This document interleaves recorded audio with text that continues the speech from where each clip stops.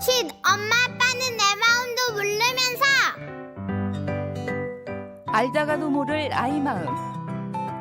자녀에 대한 모든 고민을 속 시원히 풀어드립니다. 내 아이를 부탁해.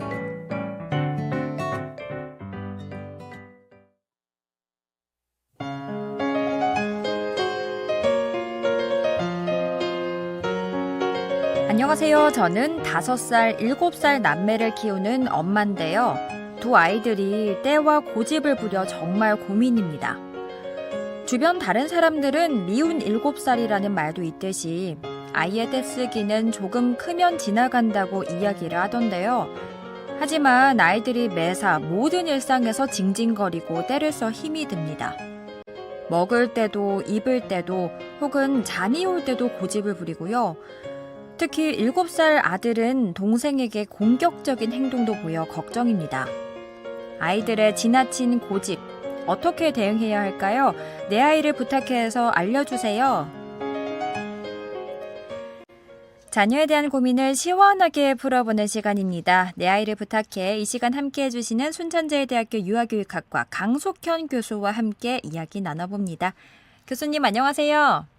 네, 안녕하세요.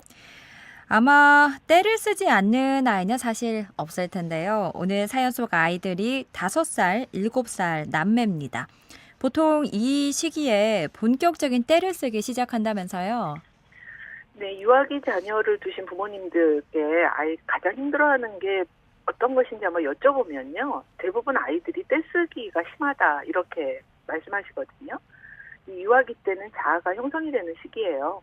그래서 자신을 독립적인 존재로 인식을 하게 되기 때문에 자기 생각, 자기 의견, 자기 선택 이것을 강하게 주장하는 게 세게 나오게 됩니다. 또 이때 아이들은요. 스스로 무언가를 막 해보고 싶거든요. 그래서 체험해보고 싶어 해요. 그래서 이제 부모님들께서 간섭을 한다라고 생각하고 또 반대한다라고 생각하고 이때 자기가 자율성을 침해당했다고 느껴요. 그러게 되면 반항과 고집을 부리게 되는 거죠. 또 이럴 때 감정 조절이 미숙하기 때문에 스트레스 받고 좌절감이 생기고 이걸 또 스스로 받아들이기 어려우니까 겉으로는 고집을 부리는 행동처럼 이렇게 보여지게 됩니다. 자기가 원하는 것을 얻기 위해서 때를 쓰고 울고 이렇게 하다 보면 또 부모님들이 또 따라와 주는 것 같기도 하거든요. 그러다 보니까 이런 규칙과 한계를 한번 시험해 보는 거예요. 그래서 나의 힘, 나의 권위 이런 거 한번 인정받아야지라고 하는 무의식의 욕구도 깔려 있습니다. 그리고 또 때로는 부모님이나 주위의 관심을 막 끌고 싶어서 억지 고집을 부리는 그런 경우도 있죠. 이런 게 공공장소에서 나타나면 부모님들 정말 큰 스트레스 받으십니다. 네, 사실 모든 과정이 쉽지는 않겠지만 부모님께서 자녀의 떼쓰기에 현명하게 대처하는 지혜가 필요해 보이거든요. 그리고 떼쓰기에는 다른 유형들도 있다면서요? 네, 떼쓰기가 그냥 그 때만 쓰는 것이 아니라 공격적인 행동하고 같이 나타나게 되죠. 또 그런 아이들을 보고 있으면 집중력이 굉장히 떨어지는 듯한 그 행동을 보입니다. 쉽게 산만해지죠. 또 하나는 식사라든가 수면의 문제가 함께 나타나기도 해요. 그래서 괜히 음식을 거부하고 또 잠자리, 또 식사 시간 이런 거에 반항을 합니다. 부모님들이 제일 많이 겪는 어려움 중에 하나죠. 그럼 우리가 구체적인 상황들을 예를 들어서 들어본다면 부모님들의 이해를 도울 수 있을 것 같은데 하나씩 소개해 주실까요? 네, 드러나는 고집부리기의 행동들을 보면요. 옷을 입을 때 막 고집을 부리는 경우가 있습니다. 어떤 특정 옷만 고집해서 입겠다 이러기 하기도 하고요. 날씨에 전혀 맞지 않는 옷을 입겠다고 합니다. 저희 딸아이도요. 한여름에 겨울 부츠를 신고 유치원에 가겠다 이렇게 고집을 부린 적이 있습니다. 또 음식을 고집하기도 하거든요. 식사 시간에 특정한 음식을 먹으려고 한다거나 좀 새롭게 만들어진 그런 음식은 거부하는 그런 행동을 하죠. 그래서 엄마가 건강한 식당을 제공하려고 막 노력을 하는데도 불구하고 뭐 간식만 먹겠다, 과자만 먹겠다, 또 설득하려 하면 울거나 아예 밥을 안 먹겠다 이렇게 거부하는 고집도 나타납니다. 또 어떨 때는요, 아이들이 놀이 시간에 고집 부리기 행동을 해요. 뭐냐면 놀이 시간이 끝나고 정리를 한다거나 다른 활동을 이렇게 넘어가야 되는데 계속 이 놀이를 하겠다고 고집을 부리는 거죠. 이게 이제 유치원에 가서도 그런 행동을 하는 경우가 나타납니다. 또 집에 가야 할 시간이 되었는데 이 장난감 가지고 계속 놀겠다. 또 정리하기 싫다. 이렇게 하고 엄마가 아무리 설득을 해도 장난감을 내려놓지 않는 행동. 뭐 이런 행동들이 이제 고집 부리기의 유형으로 여러 가지로 나타납니다. 그런가 하면 또 잠을 자지 않겠다고 고집 부리는 경우도 있다고 하더라고요. 이런 경우는 몸이 피곤한데도 자녀는 더 놀고 싶어 하는 그런 건가요? 네, 정해진 시간에 잠자리에 들어야겠죠. 그런데 잠자리를 거부합니다. 침대에 아예 들어가기도 싫다 하기도 하고요. 또 내가 좋아하는 인형, 내가 꼭 덮고 자는 담요가 없으면 잠 못 자겠다고 고집을 부리죠. 또 엄마가 책을 읽어달라고 하고 그 책을 끊임없이 읽어달라고 해서 어머님들이 지치시는 경우가 있어요. 또 때로는 아이들이요, 외출을 할 때 자기가 원하지 않는 장소라고 거부하기도 합니다. 또 외식을 하러 이렇게 나가려고 하는데 어느 식당에 가겠다. 이 식당은 안 간다. 막 이러면서 울고 짜증내고 실랑이를 벌이는 그런 모습을 가끔 우리가 지역에서도 보게 됩니다. 그러면 우리가 이런 고집 부리는 상황에 대해서 부모님들께서 어떻게 현명하게 대응하는 게 좋을지 한 가지씩 살펴볼까요? 네, 일상에서 벌어지는 이런 고집 부리기가 그야말로 일상의 행복을 좌지우지하거든요.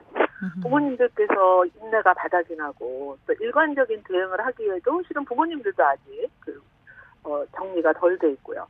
그래서 아이가 이렇게 고집을 부릴 때 흔들리시는 경우가 굉장히 많아요. 그럴 때는 아이에게 공감하는 그런 그 태도를 보이시기도 하시면서 단호한 규칙을 세워주시는 이 두 가지 투트랙 전략을 쓰셔야 됩니다. 그래서 아이가 고집을 부릴 때 특히나 옷 입기 가지고 고집을 부린다면 억지로 옷을 입히시면 안 되겠죠. 아이에게 선택권을 한번 줘보는 겁니다. 뭐 두 가지 중에서 어떤 거 입을까? 선택권을 주라고 했더니 너무 많은 선택지를 주면 아이들은 선택에 또 혼란을 느끼게 되거든요. 그래서 두 가지 정도에서 선택할 수 있도록. 그리고 또 이렇게 선택권을 주기 전에 미리 좀 준비를 시켜보는 겁니다.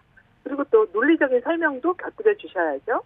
뭐 예를 들어서 날씨에 맞지 않는 옷을 입고 계속 가려고 한다면 오늘 밖이 너무 추워서 따뜻한 옷을 입어야 돼. 그래야 우리가 좀 더 재밌게 놀 수 있거든. 그런데도 만약에 정말 고집을 피우면 정말 추울 텐데 하고 그냥 얇게 입어 내보내는 방법도 하나의 방법입니다. 아까 제가 저희 딸아이가 유아 시절에 한여름에 긴 겨울 부츠를 신고 원에 가겠다고 고집을 부렸다고 했잖아요. 네. 설명도 했고 했는데 끝까지 고집을 피우더라고요. 그래서 이제 그걸 신고 갔습니다. 보냈죠. 그랬는데 그 다음부터 신고 가겠다는 말을 안 해요. 땀이 차고 얼마나 힘들었겠습니까. 그래서 논리적인 귀결을 스스로 한번 경험하게 해보는 것도 그것이 위험하지만 않다면 억지로 강제로 아이를 못하게 하고 강압하는 것보다는 한번 아이가 스스로 한번 하고 스스로 결과를 느끼게 하는 것도 방법이 될 수 있겠습니다. 그러네요. 일단 자녀에게 선택권을 주는 게 참 중요해 보이는데요. 그리고 그렇습니다. 앞서서 또 음식 고집, 좋아하는 음식만 먹으려 하거나 거부하는 경우 말씀해 주셨는데 이 부분은 어떻게 하는 게 좋을까요? 네, 음식을 고집할 때는 정말 난감합니다. 건강의 문제하고도 직결이 되죠. 그래서 새로운 음식을 거부하는 그런 고집의 행동이라면 좀 적은 양을 먼저 시도해보게 하는 거예요. 그래서 맛볼 수 있도록 격려해보고 강요까지는 하지 말아주세요. 그리고 흥미를 유발해보게 하는 겁니다. 맛있게 먹는 모습을 보여주신다거나 혹은 재미있는 모양으로 음식을 만들어서 흥미를 좀 유발시켜보거나 아니면 함께 만들기를 해본다든가 또 예쁜 색깔이 다른 접시, 모양이 다른 접시에 배치를 해주신다거나 이렇게만 아이들이 관심을 가질 수가 있거든요. 그러다가 어쩌다 시도를 하게 됐을 때는 정말 폭풍 칭찬을 해주셔야 됩니다. 그래서 긍정적인 피드백을 경험할 수 있으면 아이들이 그런 행동을 돌아서게 되겠죠. 그렇겠네요. 그리고 놀이터에서 종종 집에 안 간다고 바닥에 앉아서 우는 애들 본 적이 있는데 이럴 때는 부모님들이 어떻게 해야 하나요? 네, 저도 산책하다 보면 많이 만나는데요. 그럴 때는 아이에게 놀이 시간이 끝나기 좀 전에 한 5분 전에라도 예고 신호를 먼저 주는 겁니다. 또 혹은 10분 전쯤 우리가 시계바늘이 옷자리에 가면 우리 이제 집에 갈 거야. 그러니까 미리 좀 준비할까? 라고 하고 미리 한번 얘기를 해주시는 거죠. 한 2번 정도 이렇게 반복해 주셔도 괜찮습니다. 혹은 놀이가 끝나고 난 다음에 우리가 재미있는 활동을 할 거라는 대안을 제시해 주시는 거예요. 우리 집에 가면 우리 주원이가 선택한 그림책 엄마가 5권 읽어줘야지 이렇게 해주신다고요. 또 놀이처럼 그 정리하는 시간을 좀 가져보는 겁니다. 뭐 노래를 틀어주셔도 좋고요. 함께 노래를 불러주셔도 좋습니다. 그러면 아이들이요 좀 더 협조적으로 행동하게 될 겁니다. 그리고 자녀와 외출 계획이 있을 때 자녀의 떼쓰기를 줄이려면 어떻게 해가야 할까요? 네, 이럴 때도요, 아이들이 예측할 수 없기 때문에 불안해서 그러기도 하거든요. 그래서 미리 좀 갈 곳을 이야기해 주고요. 만약에 어딜 꼭 가겠다, 아주 그렇게 고집을 피운다면 너무 가고 싶겠지만 오늘은 시간이 없어서 그것에 못 가. 다음에 꼭 가자. 집에 가서 우리 맛있는 간식 만들어 먹자. 뭐 이렇게 제안을 한번 해보시죠. 그리고 마지막으로는 잠자리에서 부리는 고집에 대해 살펴볼게요. 아무래도 수면의 질이 또 아이의 건강과도 직결되니까 부모님들께서는 신경을 쓸 수밖에 없을 것 같거든요. 규칙적이고 일관된 취침 시간을 유지하는 것, 이것이 유아기 때 굉장히 중요한 생활습관 지도입니다. 아이들에게도 이렇게 취침 전에 일정한 루틴을 딱 정해주셔서 양치질하고 그림책 읽고 잠옷으로 갈아입고 뭐 이렇게 하는 루틴을 만들어주시면 아이가 좀 더 쉽게 받아들일 수가 있어요. 그리고 좋아하는 인형 또 편안해하는 담요를 제공해 주어서 아이가 편안한 환경 속에서 잠자리에 들 수 있도록 배려해 주시면 좋겠습니다. 이렇게 오늘 이야기를 쭉 들어보니까요. 자녀의 연령이 어릴수록 상황을 예측할 수 있도록 미리미리 고지를 해주고 또 작은 거라도 행동의 변화가 있을 때는 칭찬을 해주는 게 중요해 보여요. 그렇습니다. 정확하게 요약을 해주셨네요. 이 시기에 아이들이 자아개념이 형성되고 자율성이 아주 촉발되는 시기라 그랬잖아요. 또 감정 조절은 미숙한데 어른들을 슬슬 시험해보기도 합니다. 관심을 갖고 싶어 하기도 하고요. 그래서 어머님들께서 인내를 가지고 지혜롭게 이 문제들을 해결해 가셔야 해요. 그래서 너무나도 강압적으로 이 고집을 꺾어야 되겠다 하시기보다는 자연스럽게 협조할 수 있는 상황을 만들어주시는 것이 좋겠습니다. 자녀의 고집과 씨름을 하다 보면 부모님들께서 정말 많은 에너지를 쏟게 되는데요. 이런 부모님들께 한마디 해주실까요? 네, 고집 부리는 행동은요, 너무나도 지나치게 정상적인 발달의 과정입니다.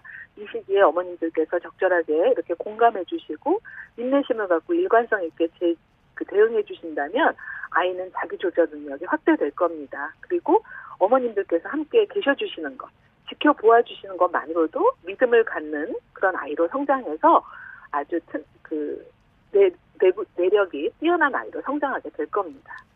네, 이렇게 오늘은 지나친 고집을 부리는 미취학 아동을 어떻게 현명하게 대응해야 하는지 이야기 나눠봤습니다. 오늘 이야기 잘 들었습니다. 고맙습니다. 감사합니다. 지금까지 순천제일대학교 유아교육학과 강석현 교수와 함께했습니다.